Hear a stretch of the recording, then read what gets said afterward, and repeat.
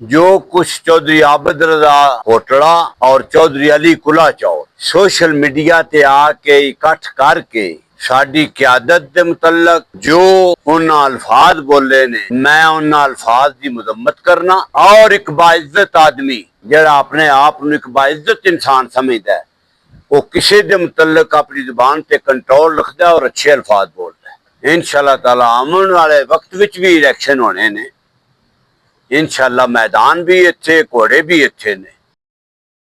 आजाद Jammu Kashmir assembly दा election हल्का number 38 Jammu 5 Chaudhary Akbar Ibrahim साहब साडी जमात पाकिस्तान मुस्लिम लीग कायदे आजम जिहदी क़यादत चौधरी वजाहत हुसैन साहब, चौधरी शुजात हुसैन साहब और उन्होंने बेटे कर रहे हैं। इस इलेक्शन दे विच जैसा कि मेरे तो कबल चौधरी खालिद असगर गुराल साहब मैंबर सूबाई असैंबली, चौधरी इजाज अहमद साहब मैंबर सूबाई असैंबली अपने ख्यालात का इजहार फरमा चुके ने कि पाकिस्तान मुस्लिम लीग नून दे कैंडीडेट चौधरी जीशान यूनुस साहब नूं कामयाबी मिली। पाकिस्तान मुस्लिम लीग कायदे आजम दे कैंडीडेट अकबर इब्राहिम साहब नूं 4,500 वोट के फर्क नाल इस इलेक्शन विच कामयाबी नहीं हुई।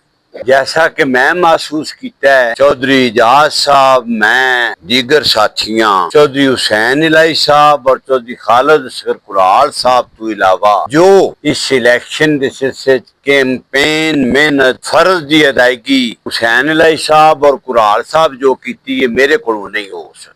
छोटे भाई ने मैं इख्तियार भी रखना उन्होंने मुतल्लक बात करन दा, मगर वो खुद फरमा रहे ने कि मेरे कोलों भी इस फर्ज की अदायगी विच सुस्ती हो गई। चलो बेटियां नूं इन्हां भी कुम दे दिता, मैं भी दे दिता, साडे को सुस्ती हो गई। इस कामयाबी तो बाद जो कुछ चौधरी आबद रजा कोटड़ा और चौधरी अली कुला चौर सोशल मीडिया ते आके इकट्ठ करके साडी क्यादत दे मुतल्लक जो उन्हां अल्फाज बोले ने, मैं उन्हां अल्फाज की मुजम्मत करना। और अगर चौधरी आबद रजा और चौधरी अली कुला चौर दोनों की बात कर रहे, चौधरी आबद रजा कोटड़ा और चौधरी अली कुला चौर जो इस कामयाबी तो बाद उन्हां अपनी जुबान अल्फाज बोले ने, मैं उन अल्फाज की मुजम्मत करना। और एक बाइज्जत आदमी जड़ा अपने आप नूं एक बाइज्जत इंसान समझदा है, वो किसी दे मुतल्लक अपनी जुबान ते कंट्रोल रखता है और अच्छे अल्फाज बोलता है। ओहदे बाइज्जत और शरीफ होने की दलील है कि किसी दे मुतल्लक अपनी जुबान ते कंट्रोल रखता है और अच्छे अल्फाज बोलता है। इलेक्शन एक मैदान है,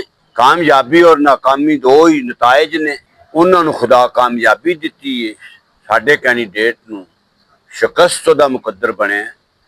इंशाअल्लाह ताला आने वाले वक्त विच भी इलेक्शन होने ने, इंशाअल्लाह मैदान भी इत्थे, घोड़े भी इत्थे ने। खुदा दे करम नाल आइंदा बलदियाती इलेक्शन होए या जनरल इलेक्शन होए, कल होण 6 महीनों नूं पाकिस्तान मुस्लिम लीग काफ की क्यादत अपने मैदान तमाम मैदानां दे विच अपने घोड़े उतारे दी और इंशाअल्लाह ताला खुदा दे करम नाल कामयाबी साडे कदम